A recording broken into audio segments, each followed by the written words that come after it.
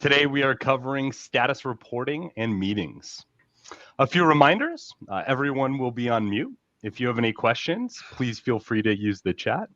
In fact, feel free to say hi there, hi now, maybe share what industry you're in. Believe it or not, I'm in project management. This session is valid for 1 hour of PDU. You'll receive a link to that before the end of the week. The key is you need to stay until the end of today's session to fill out the request form. Let me introduce you to our experts.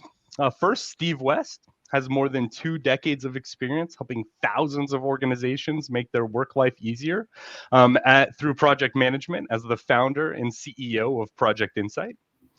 Project Insight is an award-winning project management online tool. Our mission is to automate your work, unify your data, and make your life easier. If you're not currently using our platform, please feel free to reach out. We would absolutely love to work with you. With Steve, we have Diane Buckley-Alwies.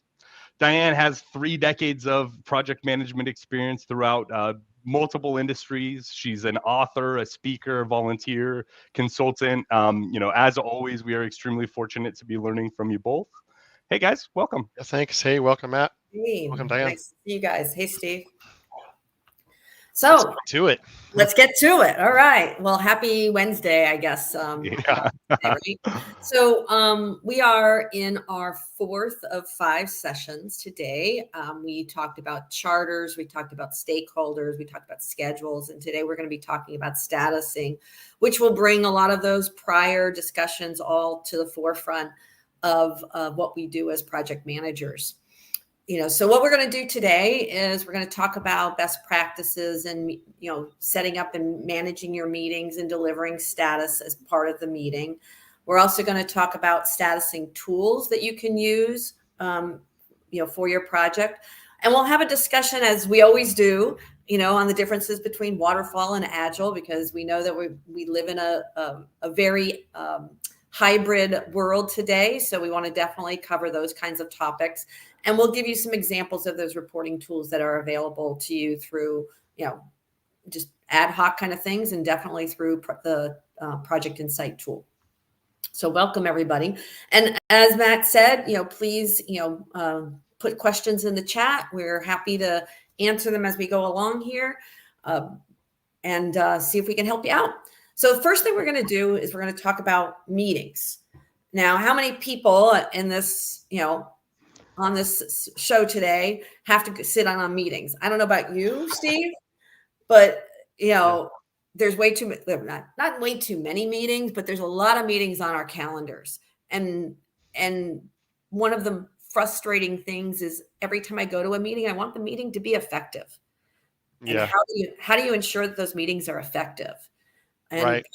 Project managers are probably the ones coordinating and setting up most meetings. Mm-hmm. So it's really incumbent upon everybody on this call to make sure you're doing it in the best possible way. So we're going to talk a little bit about best practices. First and foremost, make sure you have the right people in attendance. People need to get into a good habit of making sure they respond to those meeting invites. And so whether or not you got the right people in there or not.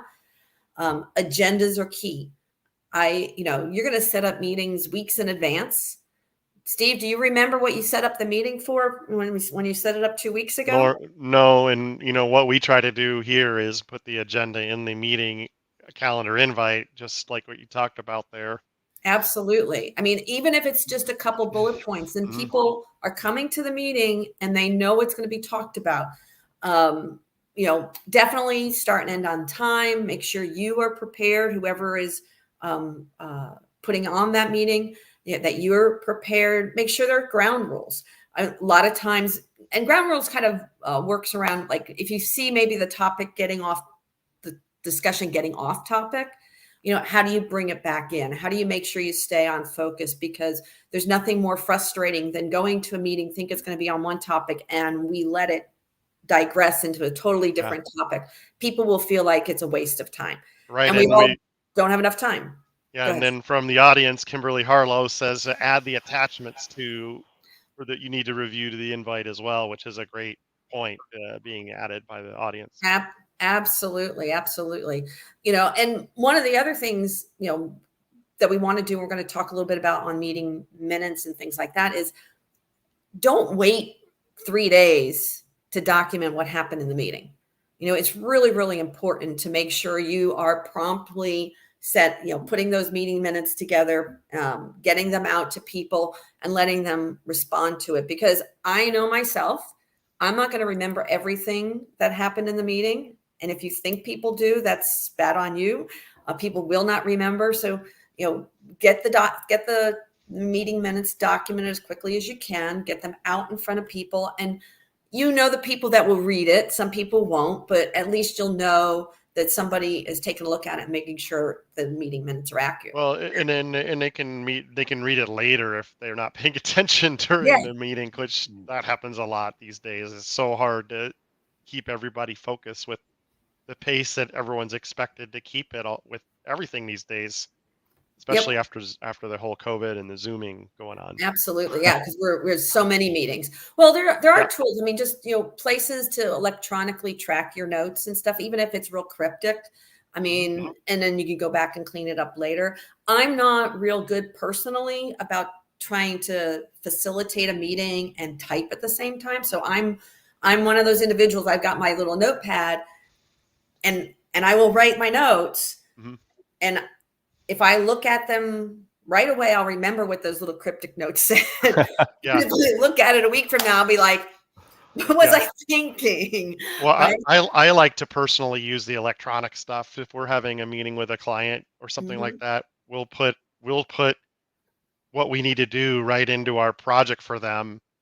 One of the newer things that we have in our tool now, Project Insight, is a meeting minutes feature, which allows you to type it up and you can create the RAID log items, issues, actions, decisions right from the meeting minutes, which kind of can save yourself time. But my other recommendation too is if you don't want to type it up, and I get when you're hosting, it's hard to be the typer upper person because you have to stop.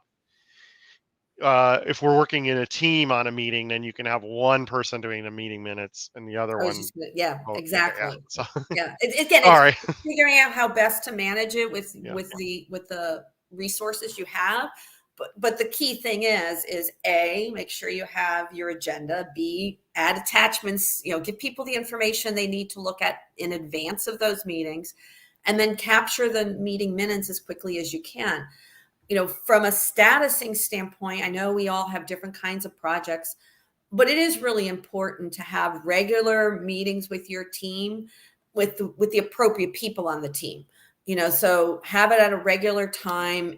People get it on their calendar. I was actually working on a project, yesterday, and we're getting down to the end, and, things have shifted a little bit. The sprints have gotten a little changed up, which is normal. But I'm seeing, hey, we've got 3 weeks left and you're going to want us to review all these activities. We need to get that on the calendar now because we know that people's calendars fill up. So thinking a little bit in advance of how best to make sure that you're scheduling meetings in an appropriate way and not just assuming people will be able to make it. Give yourself time to get them scheduled correctly. And as part of those meetings, what's the goals of those meetings, right? I mean, we're not there just to chat. Right. And sometimes it's nice to have that, that's the social aspect of it, but we're there to deliver on the project. So when you can, during your meetings, try to resolve issues. If an issue is brought up, try to resolve it there. And leave a reasonable amount of time to discuss and resolve it. Make sure we're identifying things that need to be escalated. Not everything needs to be escalated. Not everything needs to be done tomorrow. So have those appropriate conversations within your meeting and come to a decision. I think that's the key thing is when you're done with the meeting, there should be some decisions or actions that came out of the meeting that your team can then execute on and you can track for the next meeting.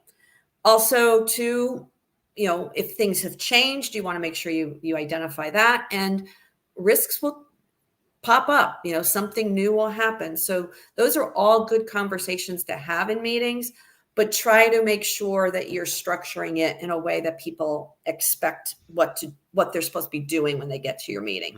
So, just to kind of give a sample, And again, if we're putting it in our Outlook invite, you've got all the date, the time, the people that are in attendance, whether they're required or optional. I think that's really critical, making sure that you identify those required people versus the optional people. This way, as people accept your meeting and or deny your meeting, you can quickly look, well, did somebody deny it that I say is required? Because that's a big red trigger for me to say, whoops, maybe I should contact that person and see if there's a better time to ensure that they're going to be there, because there's a reason they're required. And then what are the agenda items? What do you want to cover? Who's responsible for covering those topics, and approximately the time frame. That's the ideal situation that you want to put in your invite. And keep it to a minimum. Don't put 400 things on your list to cover. It's just not going to happen, right? You're never going to get there. I also like to tackle easier things first. So if I have some decisions that need to be made on some simple topics that you think you have consensus on, get them off the table and get them done, make the decision, and then give your bulk of your meeting time on the harder topics that need more discussion. So that's just an approach to managing those meetings. And then, so as Steve said, Project Insight has the ability to capture your meeting minutes. And Steve, I'll let you bring that up here right now. You can bring that up and show us what that looks like. So just for those of you who maybe aren't familiar with our tool, I'm actually in the context of a project that I'm calling Global X Client Implementation. And to get to meeting minutes, you can just go to your views. It's actually right at the bottom of the views within your project. But I'm looking at a specific set of notes that were taken. This is a sample, of course, where we capture who the meeting leader is, the manager, the attendees, these meeting notes. And then what's great, we were talking earlier, is that if you do create actions and decisions that need to be assigned to someone from the meeting minutes, right from the edit screen, you can just add them right here, and it'll let you put the name of the action in and who it goes to. It'll make those while you're taking notes. It'll actually create these items and route them for someone to work on, so they'll show up on their work list. And then when you go back to refer to your meeting minutes, they're linked up there, and you can see the status of where these particular items are. So it's just a little bit of a time saver, because I think a lot of times when you have a meeting, what usually happens is someone follows up the meeting notes in an email and sends it out, which is totally fine, but then it's lost in everyone's inbox, and there's no place to see where are all the meeting minutes that we had in this project. Well, from this view, you can just get a list here. So if you have 20 meetings, you'll just see them all there. You can click on the status meeting and get the details that way. What I love about that is the decisions, because how many times, you got a project that you've been working on for 6-8 months, and you say, we decided on that a few months back. Let me go find it. And then you're digging in your emails trying to figure it out, or your handwritten notes, but you have a way here to just go right to that and find all those decisions that were made. That's exactly. Awesome. And they show up in the risk log here too. So it's not only just in the meeting minutes, it's in the risk log. And we're going to continue to make this better as we go, but it is a good way to log things in your project and keep everything together, because you already have if you're using our tool, you already have all your tasks, you already have all your issues and risks that you might have had from the beginning of the project. And this lets you log things as you go, so you have a reference to them. It's awesome. That's awesome. It's so nice to not, I think we've all had to dig through our email to find that, like you were saying, Diane, that one item from a meeting 3 months ago, what date, what meeting, it's a real pain. So because people forget. Oh yeah, of course. You're digging for it yourself, right? Proof and point, right? Well, so, and the other thing is that when you're doing projects, especially if you're doing anything in technology, but even outside of technology, there's just too much to do and not enough time to do it in today's world, because the expectations are so high. So if it's super easy to lose track of things if it goes straight to email and or if you just, Or or if you're not Slack, keeping it online. or text, Yeah, Slack, or, Teams, it's all of just, that stuff is really, you just got to have the discipline, because the tool doesn't actually solve anything. This is more about process. The tool enables you to have a better process in a repository and saves you time because of that. Mhm, But if you don't use it, or you're not following the process, then you, no matter what tool you're using out there, that right. the real key is just adopting we're going to have a meeting, we're going to have an agenda, and we're going to take the notes, and we're going to log it. Hard to Yep, do, hard to do. absolutely. Yeah. Yeah. It's a discipline. And again, Yeah. project management is a discipline, right? So what are some of the best practices? And we just went through that with regard to meeting minutes. So now, the segue is into statusing. Now I've been holding my meetings. We've been documenting all the action items. We've been documenting all the issues. What am I doing with this? And this goes back to our whole conversation about stakeholders and what those stakeholders are wanting us to report on. As we said in that session, that you have to develop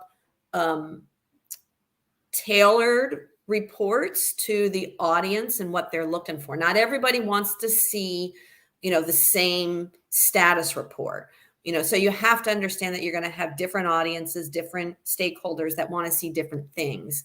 But the key components here is you want to have status reporting on things that need attention or need action. You don't need to do a status report on just saying, here's everything we did. They're not going to read through that, right? We were just talking about, they're not going to read it. So what needs action or attention, and who's going to do that action or attention? Because I love the emails that go and they, sends it to 10 people and say, we decided that we're going to follow up on this item. Okay, who's following up on it? When are they following up on it? So how do you promote a status report when you're not being very specific? Bringing up issues that actually will impact our project outcome is really critical. Remember, when we talk about our charter, there's the intent of the project, there's the objectives of the project. There's going to be things that happen in your project that you can recover from and won't impact the outcome, but there's going to be things that happen as part of your project that potentially could impact the outcome. Maybe I'll use an Agile example. You anticipated that it would take 2 sprints to get all the work done. Okay, you're in the beginning of the second sprint and you hit a snag, and it's a complex snag. And now you've realized it's going to take another 4 sprints. Now that's something that's going to affect the outcome, Right. because people have an expectation of when things are going to be done. So you need to, highlight that right away. That's something you want to actually, address, and should be in your status reports, even at the executive level, to let them know that, this happened. Things happen, right? We don't have a crystal ball. We don't have all the answers when we start these projects, and things will happen that potentially affect the project outcome. Actions to resolve issues, like if there are open issues, what are we doing to resolve it? That's an important thing to incorporate into status reports based on the audience. Who's responsible for doing that? If there's new risks that have popped up that are going to be potentially harmful to the project. Oh my God, we just lost our key developer. He decided to, quit and live in Mexico for the rest of his life and doesn't want to work anymore. So now we're stuck, so that's a potentially harmful new risk that we have to respond to. And then from a positive standpoint, are there any key accomplishments that have happened? Maybe for the last 3 sprints, you've been able to deliver everything that was expected in that sprint, and the demos went really well, and the retrospectives have been really good. So you're trending in a really good direction. That might be something that you want to highlight in your status reports. Again, you don't want to have a 5-page status report. You want to be able to identify the things that need either action or want to be highlighted, so that the people that are reading it can quickly help you get to those decisions. The other thing too is, that we don't want to do is we don't want to just throw stats at people. You don't want to, regurgitate stats. They really need to be comparisons. and again, something that could be actionable or something that can be discussed. So from a time or cost standpoint, we budgeted to spend $50,000. We're actually spent $60,000. And here's why. And whether or not it's a problem or not, whether or not you want some action on it from that stakeholder that you're reporting status to. If you have a plan, just say you have a plan, but if you need action, you want to ask for that action. So comparisons are really, really important to share. And I'm going to let Steve share an example of a status report that we have within Project Insight. Yeah. So, what Diane was just saying, you definitely want to be able to report, you have a consistent format that you want to report out to your client or your executive team. And one of the things that we've added recently in our views, again, it requires the add-on status report feature, but you can see the status report down there. And in our tool, you can actually configure various different options of what to show. And up here, I'm showing the schedule and then the status with the health and some basic information here, what the comment is, what the milestones were. But like we said, if there's a new issue that came up and you want that to show on the status report, you can actually flag it at the bottom of the issue. When you're editing one, you'll see this option, visible on status report. This is how you decide which issues you want to show. That's cool. Which, right now I'm showing all milestones, but in the configuration of this, you can say, I want to show issues, but only if they're flagged. Or you could say, when you do your status report on a project, that we want to just show all issues. So again, like what Diane was saying, depending on who the audience is, you can configure what you're showing on the status report. And what this helps you do is not have to manually create it. So we have out of the box capabilities for this, but a lot of our clients actually ask us to go further than this. This is just a basic one to start from. And very, very often, most of our enterprise clients will say, well, we want it to look a little different, or we need this. I know. And it's really not the project manager. It's usually the executives who are very particular about what they want to see and how they want to see it. That's what we talked about, right? In the stakeholder section, it's like, we know that's going to be different, right? So I think that's awesome, Steve. But I mean, a lot of, we've been doing this for a long time, and I tell you, project managers spend an awful lot of time having to do this. And so if we can at least offload some of this, maybe you have a really particular executive that wants it a certain way, but the other executives are okay with this other way, then at least we've saved you time on all your non-critical projects, so that the special stuff goes only for the special people. So the whole point is trying to automate things so that it's a little bit easier, not to completely automate everything you do, but to give you more time to do the important things. And this is just one of those ways that having to recreate it all the time. I'd like the project managers to spend more time like reviewing those status reports and kind of thinking about it. It's like, what is the status report telling me? It's like, what should I be acting upon? What are, it's information, it's communication. If the system can create it for me in a nice visual way, and I don't have to spend time doing it, working with PowerPoint, I think that's amazing. Let it, put it out there for you. Then you can leverage, your expertise and kind of interpret what the data is saying a little bit. Spend more time doing that than putting the status report together.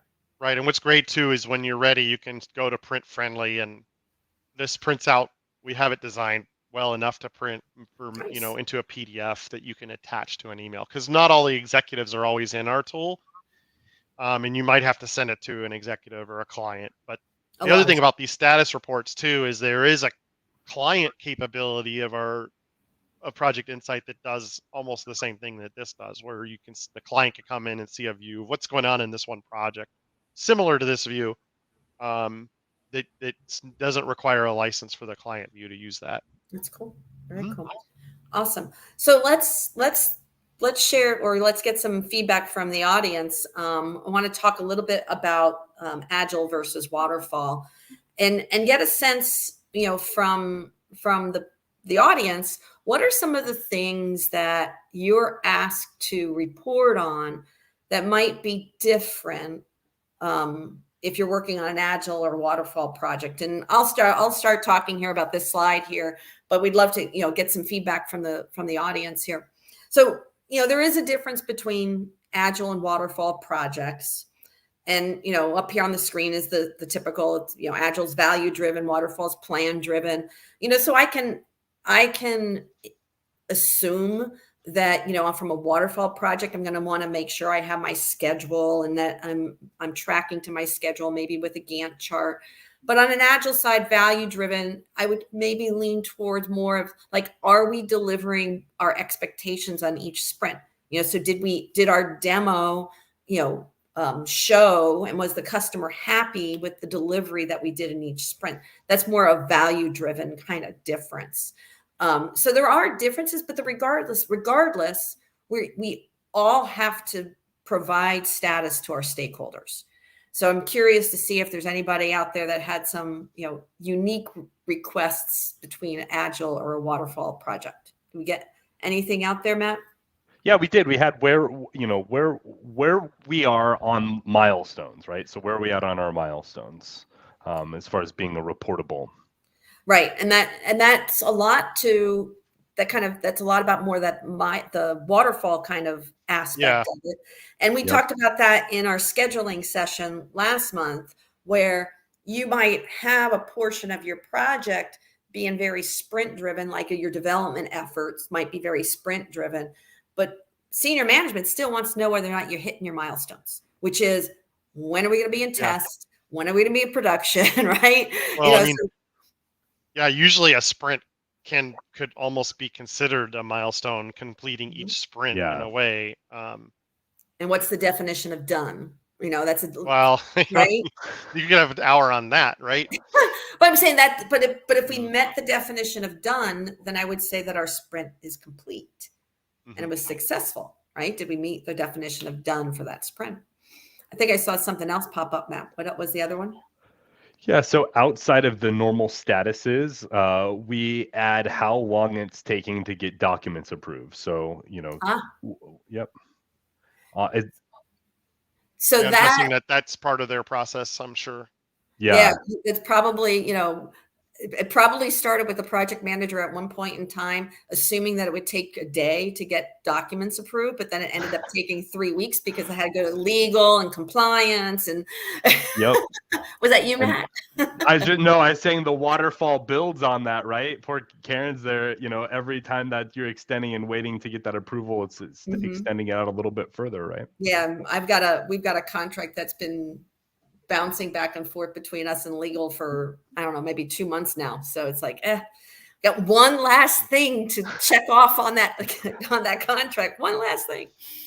But yeah, so there's definitely differences, but it doesn't eliminate the requirement of providing status. So you want to make sure that status is measuring your progress. And as I said earlier, you want to be selective, you want to be consistent. You want to show what we've accomplished and think about it from the big picture. And the big picture is what? The big picture is what we define within our charter as the objectives of the project. I see a lot of times people are working through their projects and they're doing all the tactical stuff. We do our meetings, we do our status reporting, we do our, action items, we do our risk register. And all of a sudden, the project's kind of morphing into something maybe it shouldn't be morphing into, so the project manager really needs to make sure that we are moving in the direction of that objective for that project and pull back if we're not, and make sure that that's being highlighted. So you really want to be on the lookout for things that might be going awry and help pull things back. Just like I said earlier, is that we have this other project and things are kind of getting pushed to these last 3 weeks. And I'm sitting here saying, are we going to be able to, put the right amount of time to be able to close these items down? Is it a concern to anybody? And sometimes just having that conversation puts a bug in somebody's ear to make, to take a little bit of action. I could sit back and say, oh, well, they put their schedule together and we're going to try to finish 8 things in 3 weeks. And I kind of said, wait a minute, can we really finish the 8 things in 3 weeks? based on our track record so far. So making sure that you're staying aligned with those goals and pulling back when you need to. So again, go back to, you should be reading those status reports and be analyzing those status reports and seeing what you need to be doing to make sure we stay on track. Some tips on bad status reports versus good status reports. I'm not going to read through this. I think I said a lot of them as we've been talking here. Being too wordy, absolutely don't be too wordy, because people do not read it. Steve, if somebody sends you an email that's 3 pages long, are you going to read it? You might, but it depends on who sent it, right? I just think everybody's busy, and so it's the same principles. If you can make your reports really boil it down to what's totally essential, 1 word per thing, or 2 or 3 words per line, it does save people time. Save yourself time later too when you're reviewing. Yeah, and actionable. I mean, I think we can. I know I struggle with it at times, is especially if I'm talking to senior management, is thinking about what they want to consume and what action I want out of them without a lot of fluff, right? You want to give them the facts, but you don't want to get too wordy. And that's, that takes time to figure it out, because as you said, Steve, some people want it a very particular way, and you got to learn that. But if you stay within these general guidelines, you'll at least have a chance of providing effective status reports to your stakeholders, all your stakeholders. The other one that I always like on here is actionable items. The first one, and I'm on the do side, highlight key areas that require action and do those first. So you want people to act, and you want to be able to keep your project on task and on track. So most of the time when you provide these status reports, if there's something you need action on, you should put it top of the list. If you're providing a status report and I don't need you to do anything, I'll say that. No action needed. We've got this covered, right? That's helpful. Especially if there is action required often by the consumers of the report. Yeah. Sometimes they just want the information. Sometimes you need their participation. Correct. And be very clear when you do need the participation and when you don't. I've seen the emails come back saying, do you need my help on this? And you don't want to have that happen. It's either, yes, I do, or no, we've got it, and here's the things we're doing to address that issue.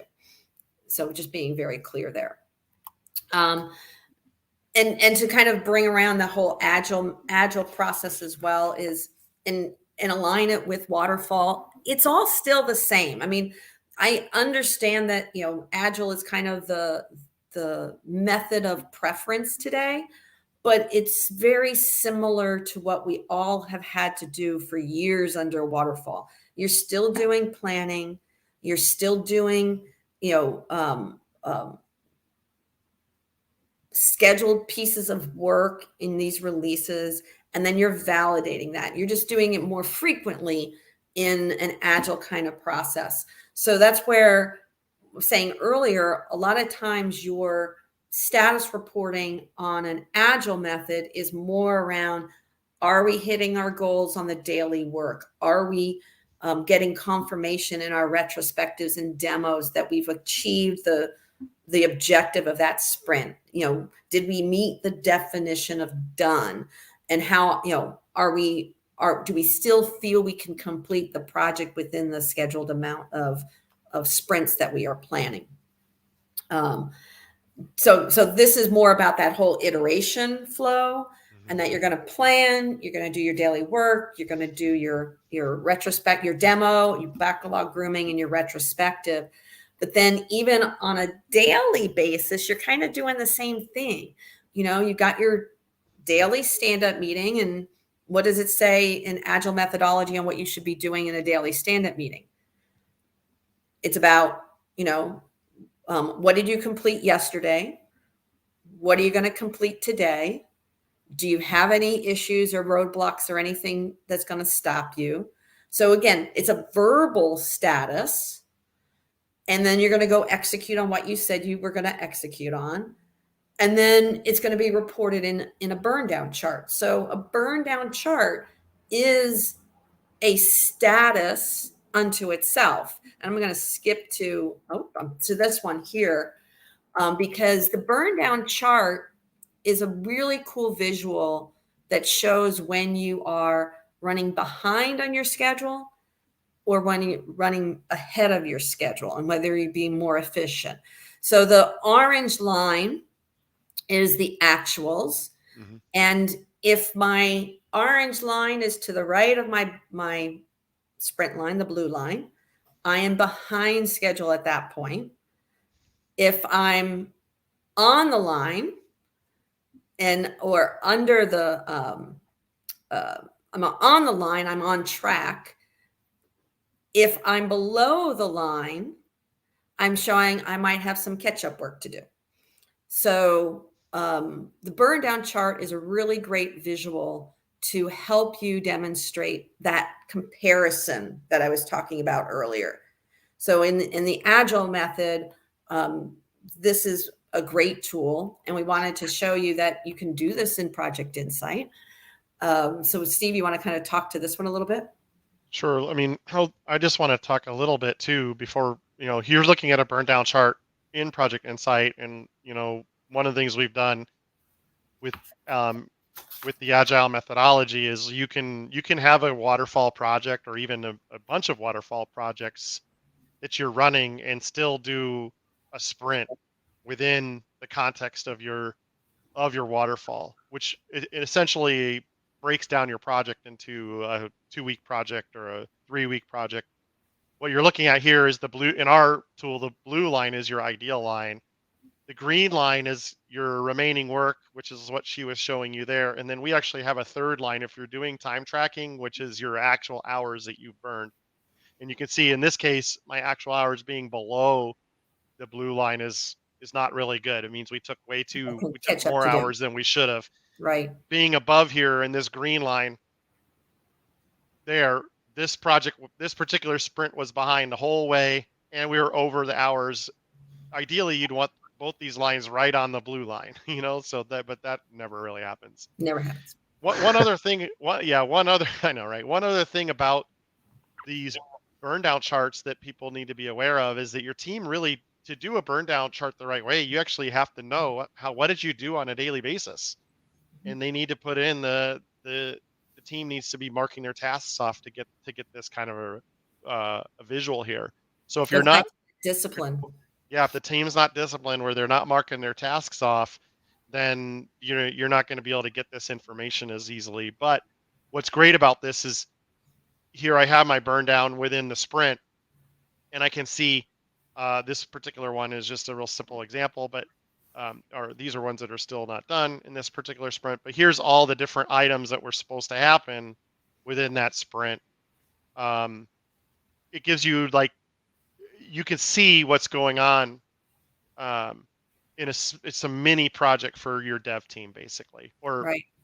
But anyway, you have a status board for the sprint as well, where these are the things we're going to try to do in this one context of sprint. So the other thing about sprints that you kind of mentioned before is if you do plan out all your sprints ahead of time, where you think you're going to do these and then these and then these, you do have an ended date projected like you would in the waterfall too. Correct.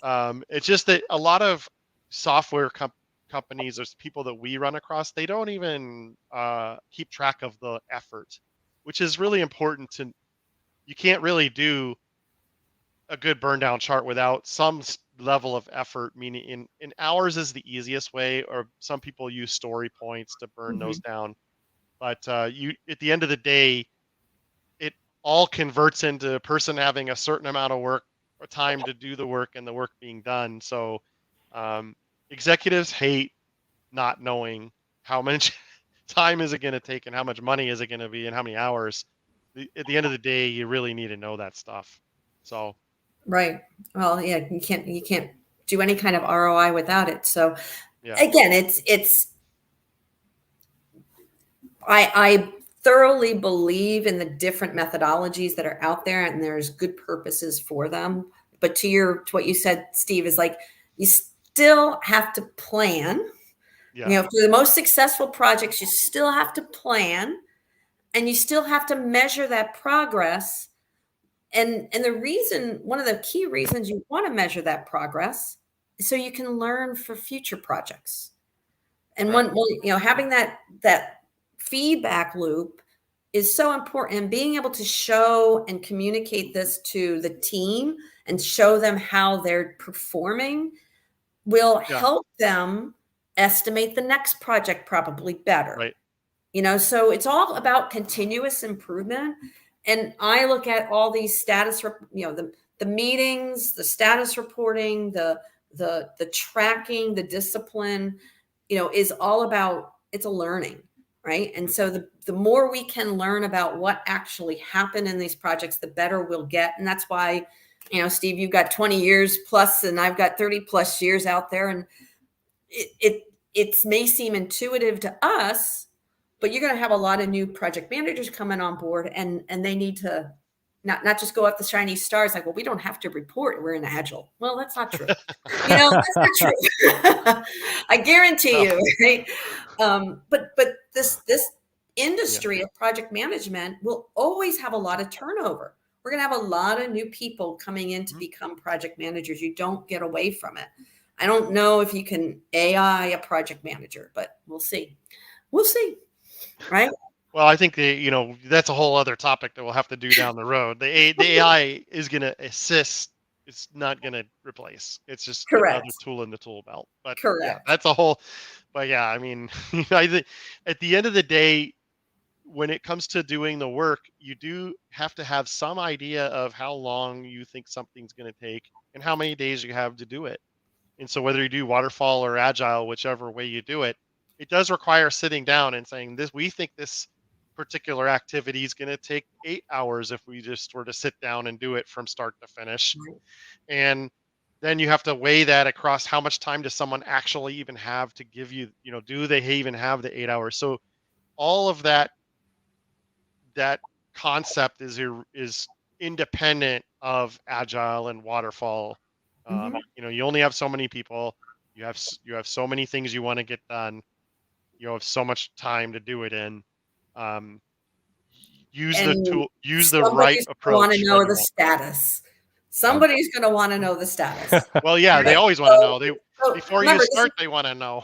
This is our 5 keys to managing any project. So status is number 4, and it is super important. And I think if you have the time, and I love the tool, the Project Insight tool, and the fact that it's allowing the project manager to not spend all their time putting the data together, but more about analyzing that data and responding to that data. That's super important, and that will help the project manager be more successful in the long run. So I think it's great. And we just got a couple last little slides here, last couple discussions. We didn't really talk about backlog grooming. This is one of those areas where, again, coming back up into the helicopter on what's going to make my project successful. What are my objectives of my project? How am I setting with regard to my status? And how am I going to have a successful project? So what I look at the backlog grooming area is it's a list of things that we could do. And you're going to need to prioritize those to identify the things that will help you achieve your objectives the most.